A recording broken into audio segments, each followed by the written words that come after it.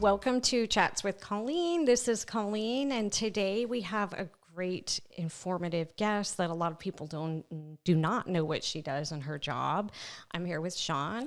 Her name is Kaylee Mounts. She is a social worker who is continuing her education and almost done to become a master's of social work. It's a long name and a long title, but it has a great meaning behind it. So we're really excited that she's joining us today in person. So that's really exciting. We're going to get into some details of the week. Yes, just a quick update. Quick update is if you put furniture in your garage, make sure, even if it's a soft couch wrapped in plastic, make sure that it's parked a little bit farther away, especially if you're Colleen, who doesn't have like the best peripheral vision, because I lightly grasped the side of the couch and it hit my bumper in the right spot. There's no scratch, and it ripped, like unhooked the bumper. Of your brand new car. Of my brand new car, because there's bumper clips in there. So it like pulled it out, and I didn't know, but it made a loud noise. You know, of course, what does Colleen do? She just keeps going. I'm not going to stop. I gotta go get the cat food. I never look back. Never look back. Never look back. And I'm like, damn, that sounded loud. But it was like, and then I'm driving down the highway and this black thing flips up, and that was like the tire guard. I was like, oh my God. And I get to Publix and I'm like, my car's like literally falling apart right here. And I'm like, this is gonna be like thousands of dollars. And then I'm like, oh, maybe I could just pop it in. And then it does pop back in place. So Fantastic. There was no dents, no scratches. It just popped in. Yeah. Of course, you know, people are like, are you sure you didn't hit the building? And I'm like, I didn't hit anything. It just grasped and ripped the plastic. You just grazed it and it like it I can actually show you, and we can take a picture and post it in the garage. We can add it to the. It ripped the whole slate down the middle of the couch. So, of course, I called my husband, and it was his fault. Did he move the couch? I was like, everything's there, and I had to climb out the side of the garage. Actually, it was my fault because I could have stopped, but it's just that's what you have to blame your husband for everything. So he's like, okay, honey, I'll move everything. I was like, I'm just doing the best that I can. Actually, I should have stopped. Yeah. You know, most accidents. Wait, so did it rip the couch? I ripped the plastic. The couch is fine. The couch is fine. Okay. Yeah. Everything's fine except for my car. And then it really had no damage. Well, that's good. Yeah. So that's that. And then I had an incident with somebody sent me an email, and I guess he didn't understand what I said, or he didn't like what I said, but it wasn't rude. I was like, oh, this is what I have to do. This. It's contradictory. And I was like, okay. So I'm like, I did this, that's not there. I did this, that's not there. So I'm going to do this, and that's there. Does that make sense? And then I put a question mark.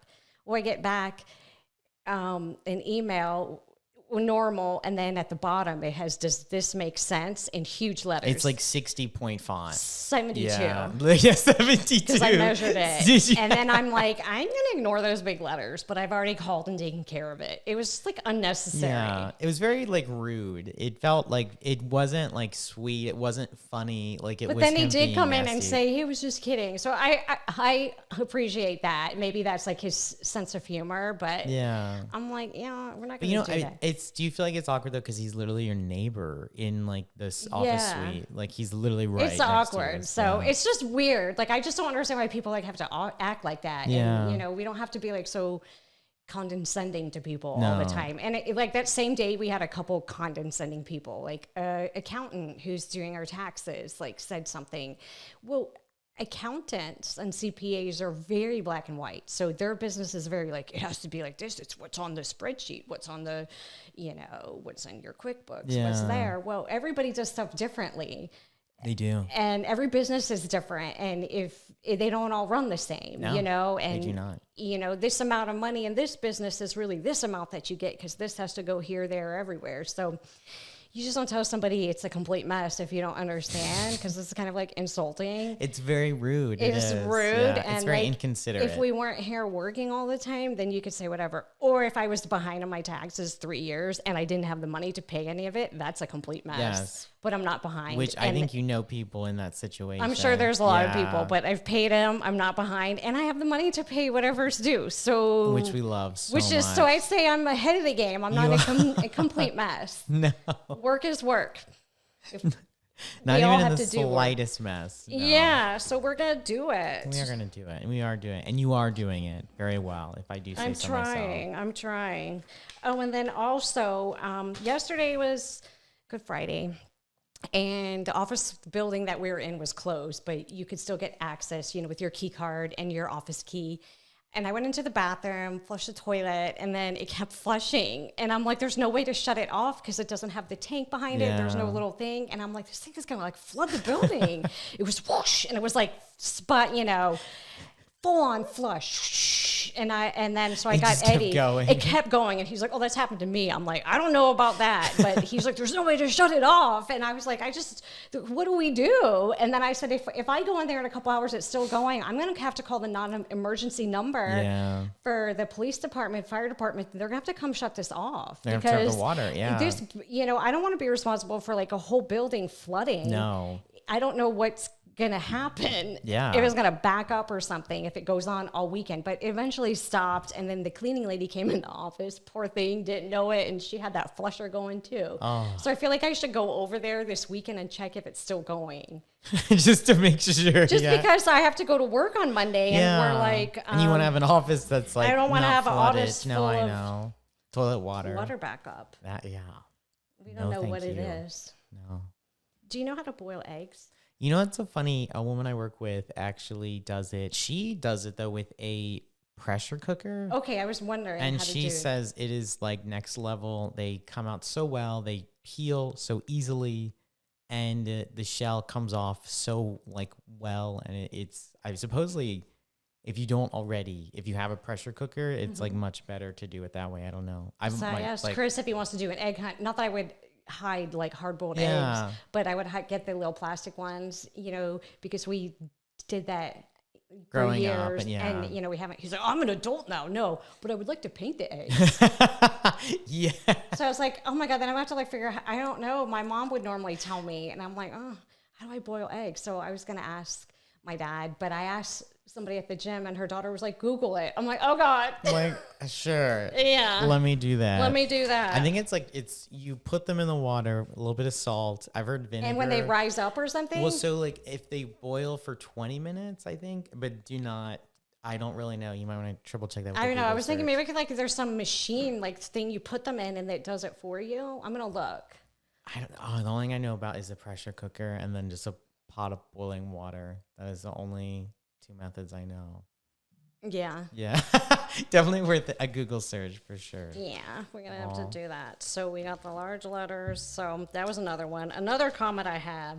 If someone told you this, what would you think? This is a little bit outlandish. So if your mother broke her leg and you're like, oh my God, my mom broke her leg. And he said, shoot her. That's what they do to a horse. Yeah. Would you be insulted or do you think that person was kidding? I would like to think that person was kidding, but because who would say that about someone else's mother? But I think I might be a little upset. I do think I think it's a little rude. Yeah. So it's just my little 2 cents. No, we love a 2 cents. We love our 2 cents. Yeah. So be nice. Be sweet. Be sweet, because we're about to learn about people that have hard lives going on and a really hard career and line of work that a lot of people don't know. Or even come to appreciate, and it should definitely be. I think a lot of stuff, that she's going to talk to us about, like, there's a lot of stuff that people like take for granted in their daily lives and don't know that people have to deal with that. Yeah. No. So we're going to welcome Kaylee Mounts.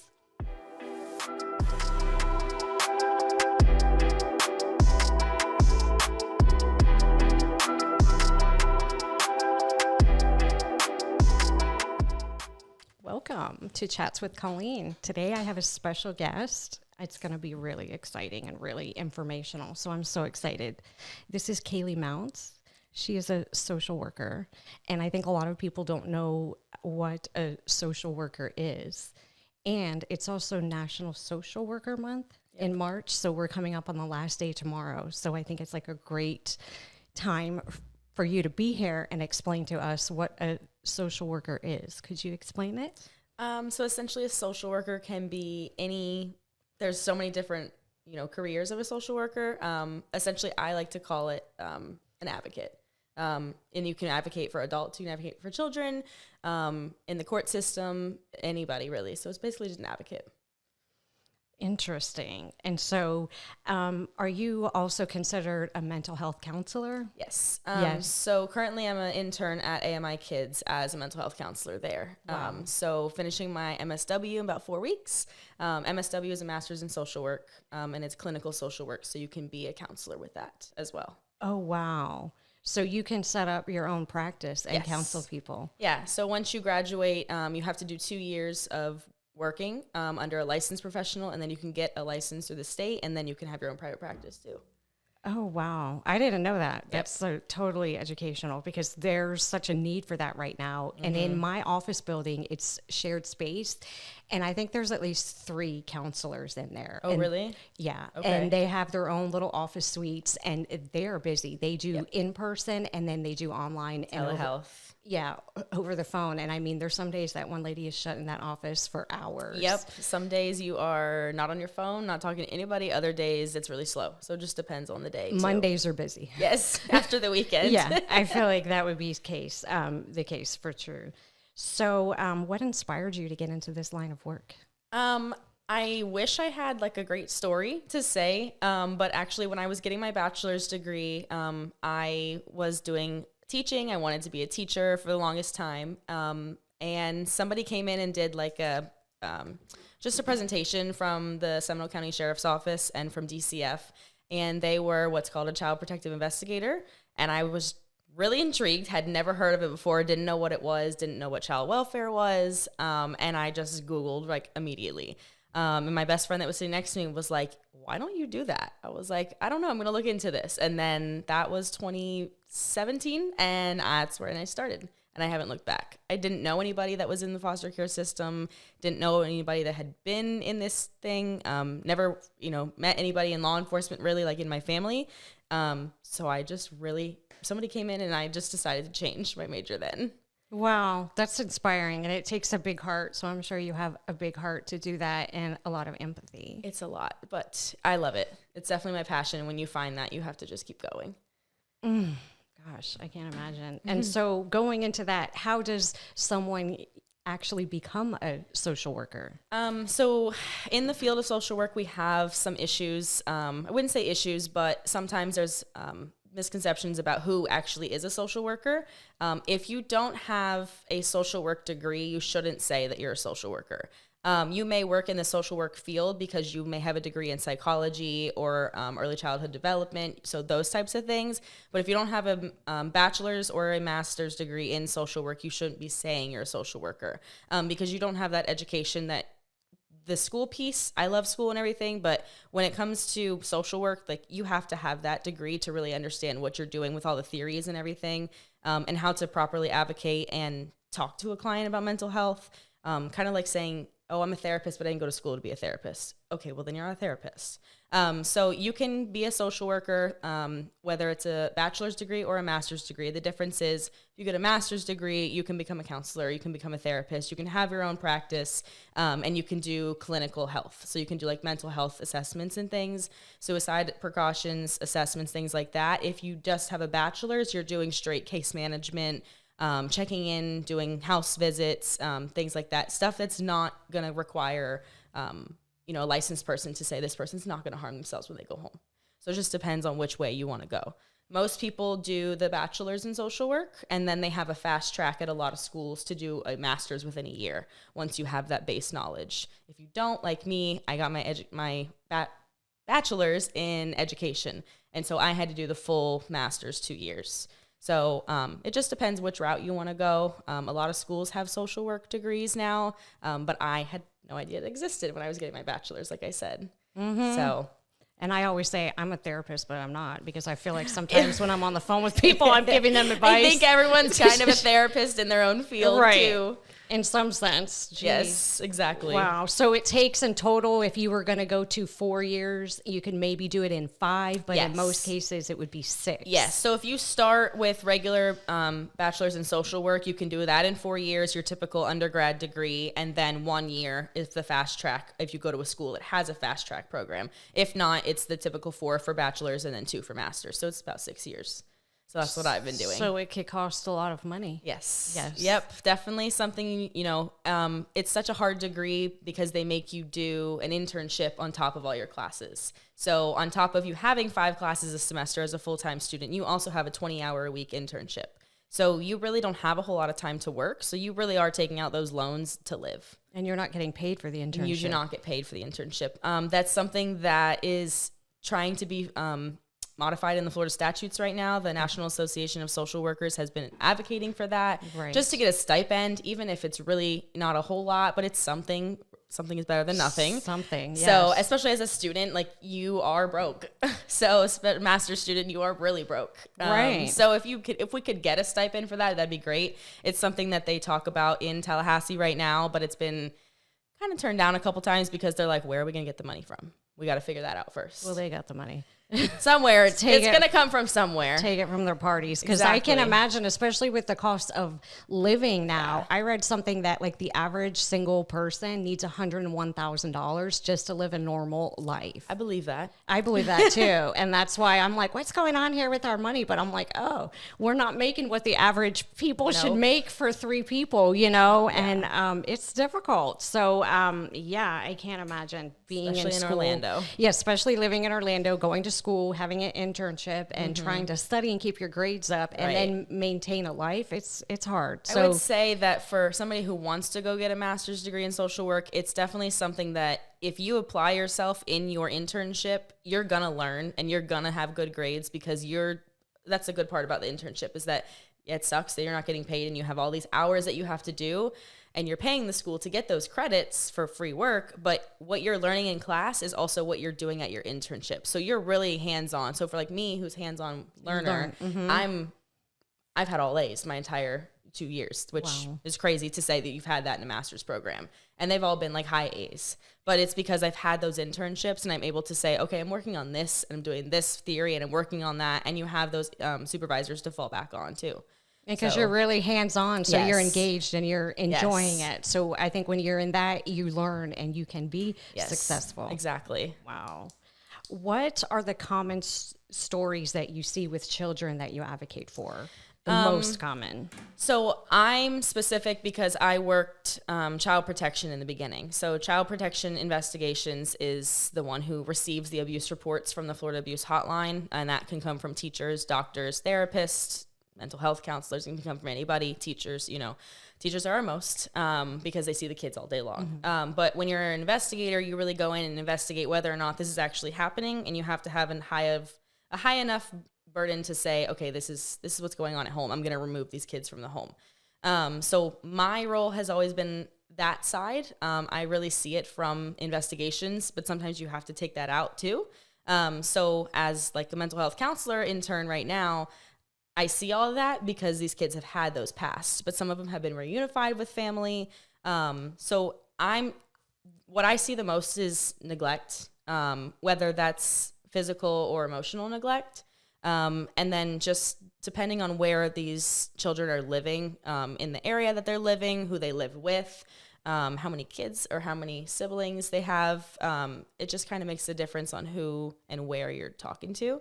And that's, I see a lot of neglect, and that neglect portrays into every part of their life.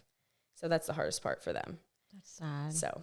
And then when you say emotional neglect, what does that really mean? So emotional neglect can be really, if you wake up in the morning and your family's not there, right? Because they're either working 24/7, and that might be unintentional neglect. Right. But then there's also the emotional neglect so they call it emotional or psychological neglect. If you are being called names every single day, if you are just being talked down to all day long, treated really like crap, then that can be an emotional neglect. And that really is hard to prove, Right. but we get reports for it all the time. But that's something that a mental health counselor has to prove and say, hey, this kid is feeling this way in the home because of XYZ and needs to be removed. That typically doesn't happen a lot, but we get a lot of kids in counseling that are like, I don't feel loved at home. I don't feel supported. I don't have anybody at home to help me with XYZ, with school, with work. a lot of them don't learn the basics of getting a job, writing a resume, going to school, understanding you have to get up in the morning, go do this, all your health and everything like that. So just a lot of neglect on the side of teaching how to be an adult, how to be a human, and how to be a functional human. Wow. So I think a lot of people think like abuse is bruises. Right. No. You know, and then you can be abused and be hurting on the inside, and those are bruises. And like we always say, that's harder. And those are the ones that last for a really long time. You never forget that. Exactly. Wow. What are the common misconceptions about social work that you've experienced by people telling you? In terms of like becoming a social worker or In general. okay. Anything about it. So basically, I talked about this the other day with somebody. They don't realize that the system even exists. And I was telling Sean too, like, you know, this morning, you don't know that system exists unless you know somebody that's in it or you've been in it. Like I said, when I learned about the system, I had never heard of it. Didn't know what child protection was. I didn't know that was a field. I didn't know it was a position. So when I tell people what I do, I just say child protection because that's what people think. Oh, okay, you get involved in that type of stuff. But really, if you say social worker, they're like, what does that mean? Exactly. So what do you do? What does that mean? Essentially, I'm an advocate for kids who can't speak for themselves, or kids who can speak for themselves or aren't being listened, or things like that. So in like counseling, but it's a lot of, you know, the mental health crisis right now in the world is that it's a stigma and it's bad and you shouldn't have this, you shouldn't feel that way. So that also comes along with it too. So just essentially them not realizing that there's so much out there, especially after COVID. Social workers are the first call. You know, my mentor is an OBGYN in Texas, and she's like, I love my social workers at the hospital. She's like, this is what I do. I call them. If I don't have an answer to it, I call my social worker. They're the ones that really have this tool of, you know, this book of tools, and that they have to say, okay, well, you're having issues with getting your medication. Let's find a company that will deliver it to you. Let's get you a lift to go here. Let's make sure you can get to court on this day because you don't have a ride that morning because so-and-so goes to work at 6 a.m. So really just essentially making sure people can function on a daily basis is what social work is, and people have no idea that even exists. So You're helping them live their lives Yes. and become independent and learn how to, like you said, be a human and function and what they're supposed to do. That I think a lot of people just take that for granted, and they don't understand that not everybody can do that, and they need somebody to help them and guide them. And, you know, it's like their parents, like it starts at home. And we had somebody on here from the law, and she was saying that drugs is like the biggest impact of, especially here in Orlando. Yeah. And it's a big problem. And I think that's a lot of kids, if they grow up in that, they're not taught another way. And so their parents aren't engaged 100% because they're caught up in something. They end up coping with that. They end up just falling into the wrong crowd that tells them, oh, this won't hurt you. And, you know, the crisis that we're struggling with right now is that everything is laced with something. You don't know what you're taking. Yeah, and so these kids are overdosing on God knows what because they took something that their friend said was safe. So social work really is starting where the client is at. And if your client is over here and they're not even ready to admit that they have a problem, they're not ready. But you're going to sit with them and make sure that they understand that you're there.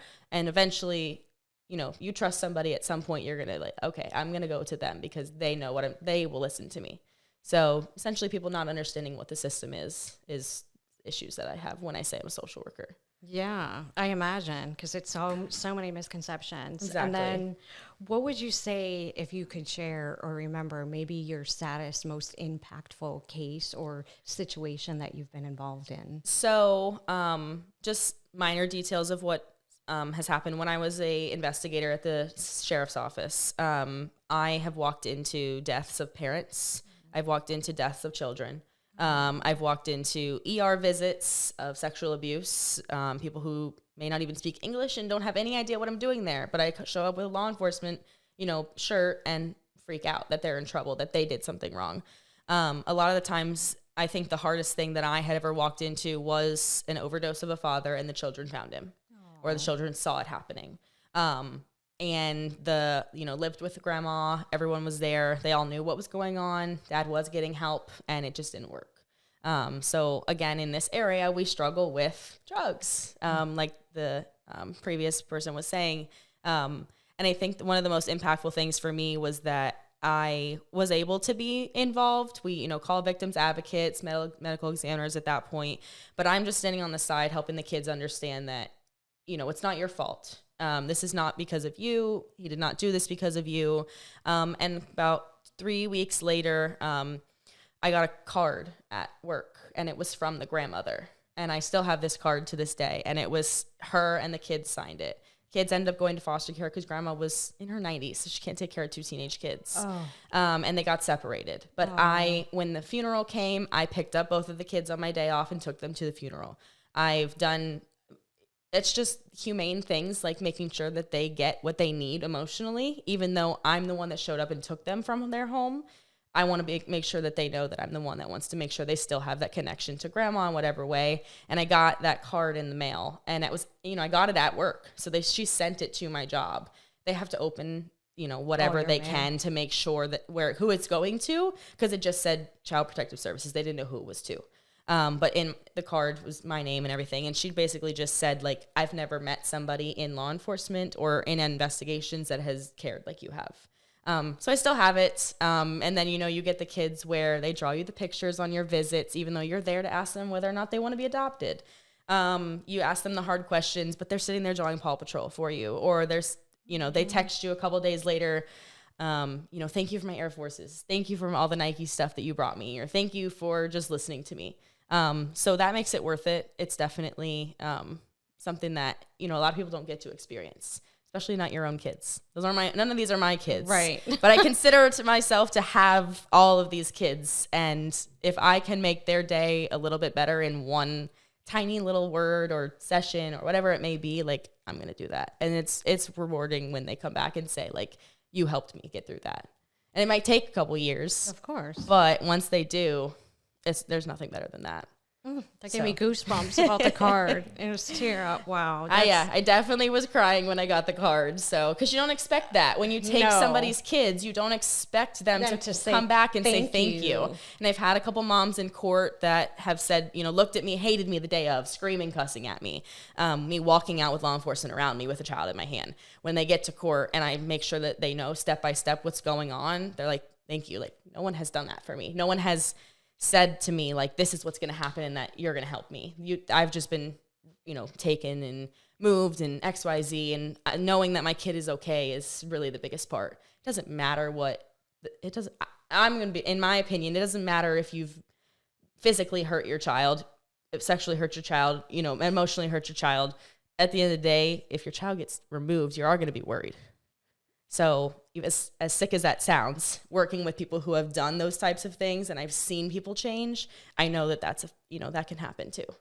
So yeah, they are going to be worried, but then it's like, I think from like a layman person who doesn't do that, we're like, well, why would they care? Right. They hurt their kid. Right. You would think, why would they care? But then also you have the kids who, like the 17-year-old kids that I work with at my other home, they love their parents. They love their parents. And those parents did not treat them well. And they have not been with those parents in 10 years. Aww. They've been in the system for however long. Their parents have not called them. Their parents have not checked on them. Their parents have not sent them birthday gifts, Christmas gifts, nothing. Guess what? You can go back to that mom. They're going to go. They are going to go. And you have to understand that in this field, that if you don't think people can change, that's the other part of social work. If you don't think people can change, you can't be a social worker. No. You have to know that if someone's ready to change, they will. But again, if your client's over here, they're going to start over here. But they might get to this in 5 years, and you might be that one person that that stuck with them in 5 years and believed in them, and they're going to send you that Christmas card in 5 years. Or they're going to send you that, like, thank you so much, you've done that, you've helped me. Mm-hmm. Or to see a family get back together after mom has had whatever, dad has had whatever, kids have done whatever, it's just the best feeling. Wow. Yeah, it's true. If somebody's not ready to change or they don't want to do it, like, nope, they're not going to do it. Nope. So you got to let them do it on their own time. Yeah. That's good advice for anybody. Yeah. So we covered it, but what do you think is your largest accomplishment so far working in social work? Definitely getting like the cards and stuff. For me, I have a couple youth that are out of foster care. They've aged out. They're 19, 20s now. And I really consider them my own kids. Some of them I've signed guardianship for if something happened to their grandparents that were really their guardians. I've seen one of them have a baby since then. And so that's like my godchild. And so that's really exciting to see, to really know that there's these kids that you've worked with since, I met a couple of them 4 or 5 years ago when I first started, 2019, when I graduated my bachelor's. I met one of the young ladies, and she's now 20 years old and has a 6-month-old. And she just got her own apartment yesterday. Aww. And so, like, to see her moving and doing all these steps that, like, I've always known that she could do. She didn't believe in herself. But again, I met her when she was 14, and she just turned 20, has a baby, and got her own apartment finally. Like, I was crying. I was just sobbing because I was just so excited for her. And I can't wait to go see it and, to help her build whatever she needs to build there. Just knowing that you're making a difference is the biggest thing. And that's what keeps me going. So that's really rewarding. Yeah. I think we should all be so lucky to find a career or something, a life like that, because some days it's just like, what are we doing? I think the back of my shirt actually says, like, it's amazing when a career becomes a passion, it comes together. And when I saw this shirt for school, I was like, I'm getting it. Like, that's me. It's just about helping people and teaching them that they're all worthy. I think there's sometimes we all feel like we're just not good enough for something. Yeah. Or we're not valuable to get that. That's for other people, not for us. A lot of things that I teach my youth in, really not just at AMI, but at my group home. I'm kind of like the counselor at the group home, even though I'm not a counselor for that position. I'm the one that the kids want to talk to about their situations. I preach self-esteem all day long. If you have no self-esteem, if you have no confidence, if you don't believe in yourself even one bit, you're not going to get to where you want to go. So a lot of the times in my treatment plans, we write, test negative for drug screens, have less anger outbursts in class this many times a month, but then I always make sure I add something that says, we're going to work on our self-esteem, and we're going to make sure that we're confident enough to do whatever goal you have, whether that's graduating high school or going to college or going to a tech program or, trade school, whatever that may be. Self-esteem is like the biggest thing. And again, my kids aren't always ready for that, but I'm going to get them there. So. Wow. And you're going to graduate with your social work master's in clinical social work in May, in 4 weeks. Oh, wow. That's so exciting. Yep. Oh, I bet your mom and you're so ecstatic. Yeah. I'm ready. I might go back for a PhD. I just started looking at it. I would love to be a professor for social work. Oh, wow. So in the child protection program, there's actually at USF, they have a child protection program. That USF is the center of Florida for child welfare trainings. Oh. So they have a bunch of programs over there about child protection, and they need professors. So I was looking at that, but we'll see what happens. Is it online, or you would have to move there? I'd probably have to move, but Tampa's fun. Another big city that I'll learn. Yeah, it's busy. So yeah. Wow. So what if somebody wanted to go into this profession? What advice would you tell them?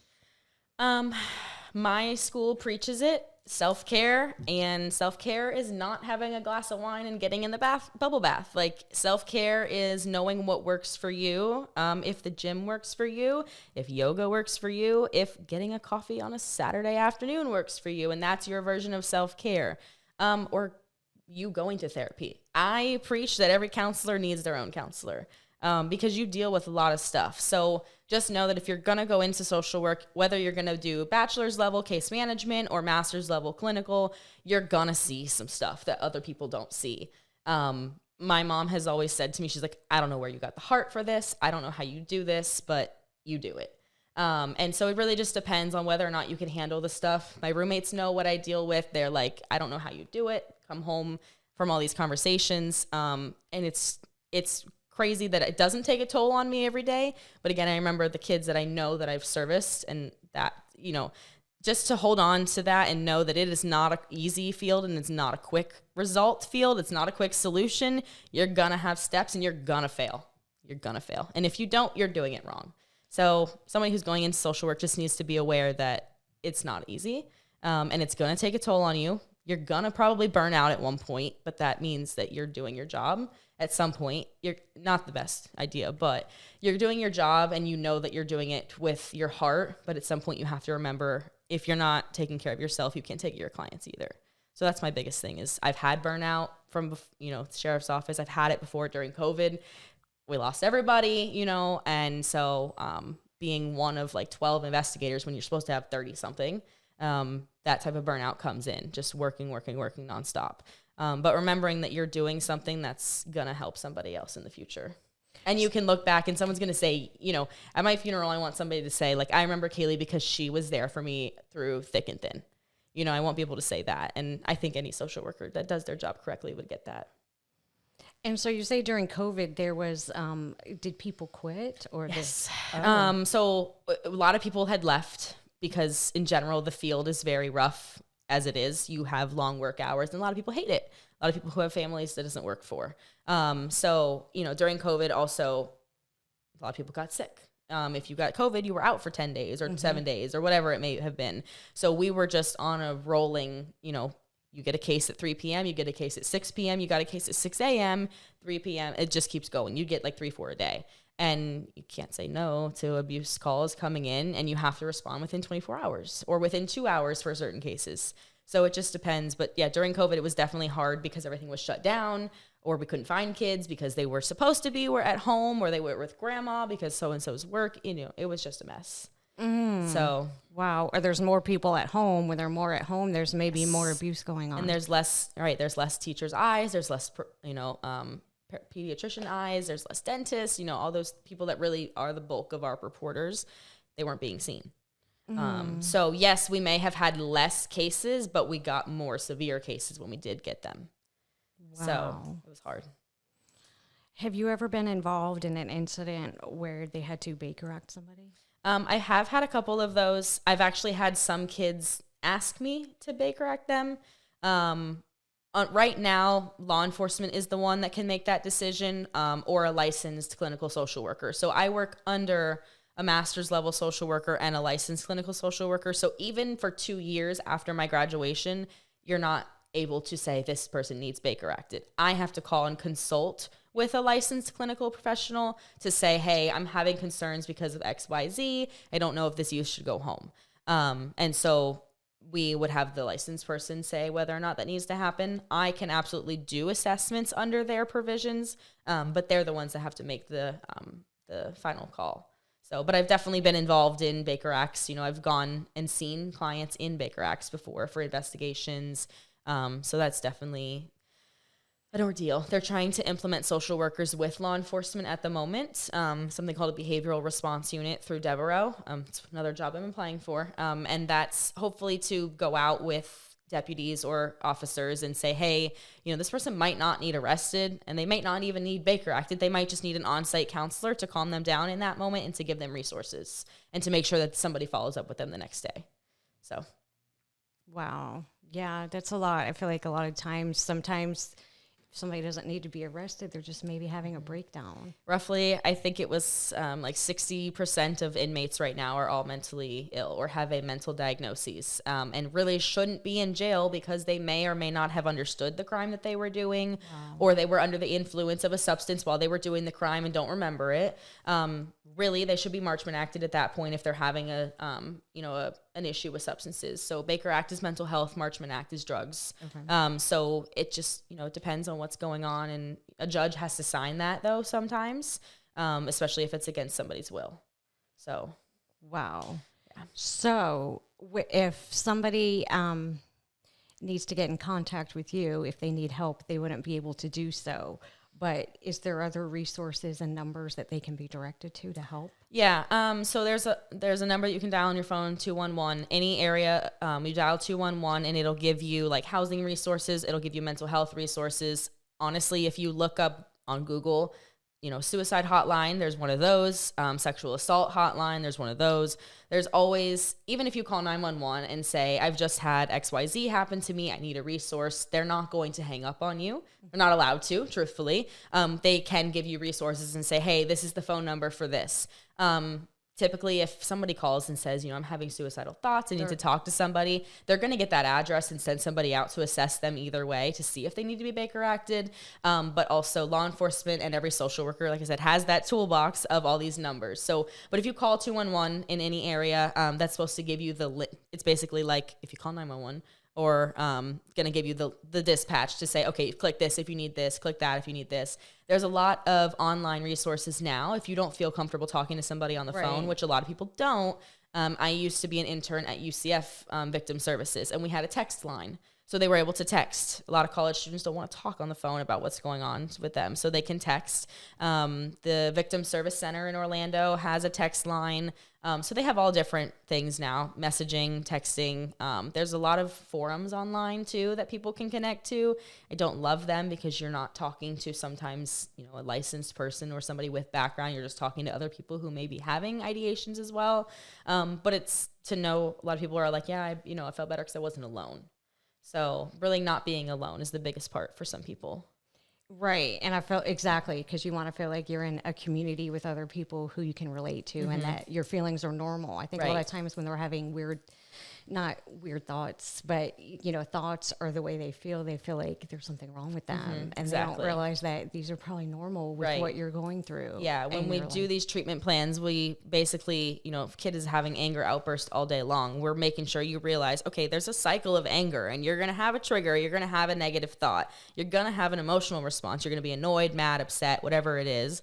And you're going to have those sweaty hands of your physical response. And your behavioral response is whether or not you walk away or you're going to fight somebody. So making sure that they understand that whole cycle, guess what? I'm going to have that whole cycle, but I'm not going to hit somebody because I can manage my anger. But making sure that they understand that behavioral response that you're having is normal, because I have it too. I may not be on probation. I may not be a 17-year-old female and, having issues at home with my mom, but I'm still going to get pissed off when somebody cuts me off in the road. I'm still going to have that cycle, making sure that they understand that that's normal. I could have used you yesterday. To know that you're normal and you're feeling the same thing that other people around you are feeling makes a lot more people feel supported. I could have used you yesterday at 5:35 when a client wanted to argue with me what I said. I did slam that phone down, but it was after hours. But yeah, I think we all need to do that. It's like take the 10-second time out. It helps a lot, because when you feel that rumble, like you said, sweaty, what I feel it in my legs. If I'm standing up, my legs start to shake and tremble, and they get like tight. I'm like, but that's me. I know it's cheesy, but like there's a lot of people that don't like the breathing techniques, but if you take it does work. Deep breath in for 4 seconds, hold it for 4 seconds, and out for That's 4 what we more. Say. In, breathe in, breathe out. Eddie's telling me all the time. Yep.